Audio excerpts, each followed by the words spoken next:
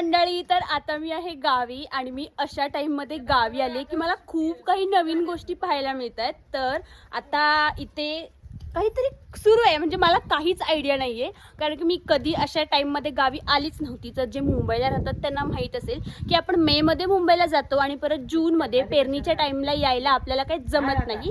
पण माझा हात तुटल्यामुळे माझ्या खूप साऱ्या फेऱ्या झाल्या आणि त्याच्यामुळे मला खूप नवीन गोष्टी बघायला मिळत आहेत. तर चला आता विचारूया मम्मीला की नेमकी ती काय करते. तर ही आहे माझी आजी, ही आहे मम्मी.